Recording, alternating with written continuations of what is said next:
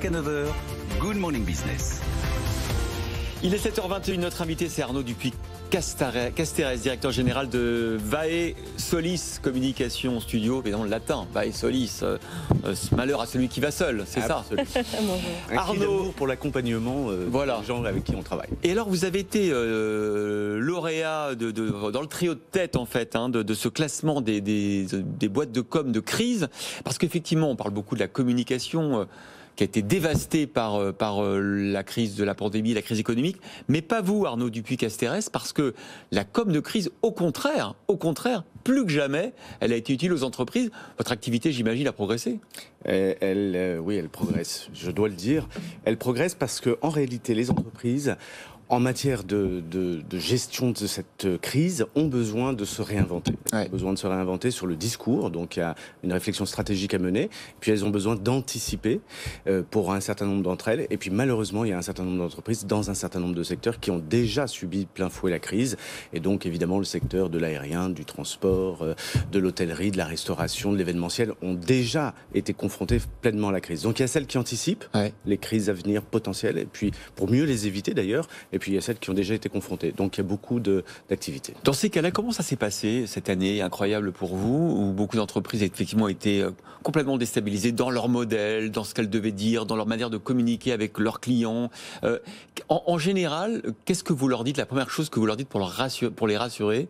Et est-ce que vous mettez tout à plat dans la communication d'entreprise? Je pense qu'il faut mettre tout à plat. Je ne sais pas si on peut les rassurer, mais il y a une chose, il y a un principe, c'est que dans toute crise, il y a un danger, il y a une opportunité. Donc c'est la définition même d'ailleurs chinoise du mot crise. Donc il faut essayer de saisir... Ils l'ont bien compris, les Chinois. Les Chinois l'ont bien compris. Il faut essayer de la saisir, cette opportunité. Alors évidemment, quand on est, encore une fois, un hôtel, un restaurant fermé, en fait, on est au-delà de la crise, pour tout vous dire. Donc il n'y a plus vraiment grand-chose à gérer et à s'adapter.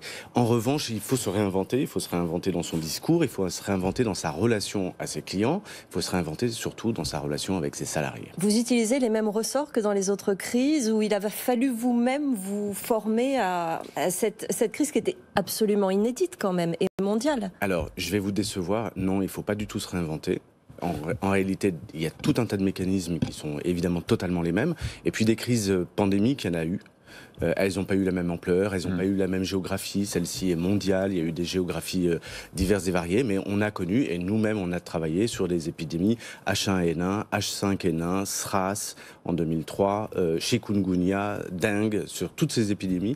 Mes équipes et moi avons travaillé, et donc il y a eu des impacts économiques, alors parfois locaux. Le chikungunya, ça a eu un impact économique pendant plusieurs mois sur tout le secteur de l'hôtellerie et de la restauration, à La Réunion par exemple, et donc c'était une crise qui était dans le fond assez similaire. Vous aviez cette expérience. Voilà, elle était à échelle de l'île de La Réunion, ce qui est une échelle importante, mais enfin c'est pas une échelle mondiale, et donc on retrouve les mêmes mécanismes dans les comportements et puis dans les effets.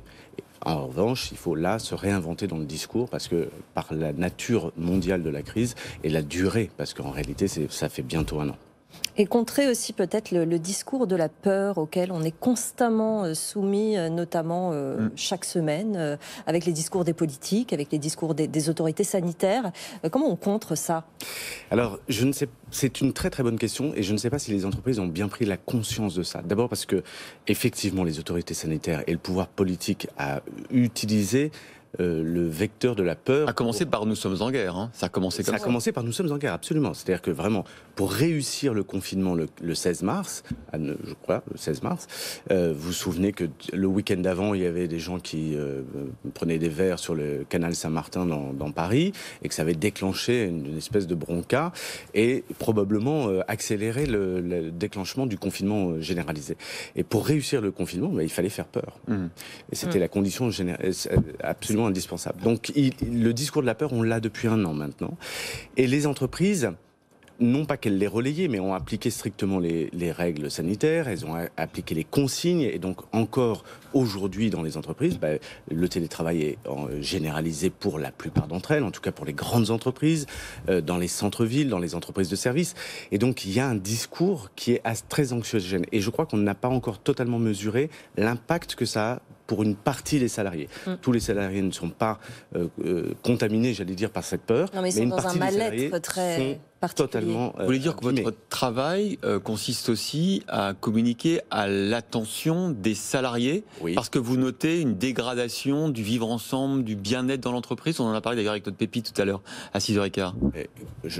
Honnêtement, je pense qu'un chef d'entreprise qui vous dirait qu'il n'y a pas d'impact psychosociaux, de mal-être lié au confinement ou au couvre-feu ou au télétravail généralisé, serait un chef d'entreprise qui vous raconterait des histoires. Et c'est quoi votre boulot alors, Donc, vous, évidemment, Arnaud Dupuy-Castéres, dans ce cas-là, lorsque vous voyez qu'une entreprise qui fait appel à vous parce qu'elle est en souffrance à l'égard de ses clients, elle est aussi en souffrance à l'égard de ses salariés? Oui, mais c'est déjà de les alerter sur les conditions du retour, parce que évidemment tout ça va finir un jour, et donc ça se prépare. Enfin, on espère que tout ça va se finir. Comment ça se prépare un retour des salariés sur le lieu de travail? Eh bien, comment réfléchir au dispositif d'abord d'écoute, ensuite au dispositif de rentrée progressive en présentiel, au dispositif de pérennisation d'ailleurs aussi du télétravail. Mais comment on va dialoguer avec nos équipes, comment on va recréer du vivre ensemble, du travailler ensemble en l'occurrence.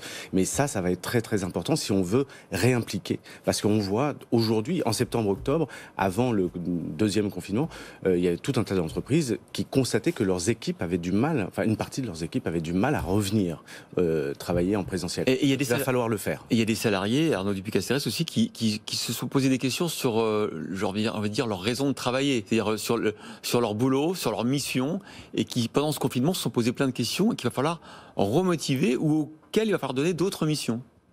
Oui, ou qu'il va falloir accompagner dans d'autres projets personnels. Dans le départ. Oui. Départ aussi. Mais il y a beaucoup, vous savez qu'on n'en parle pas, c'est un peu tabou, mais il y a plein de chefs d'entreprise qui me disent ça.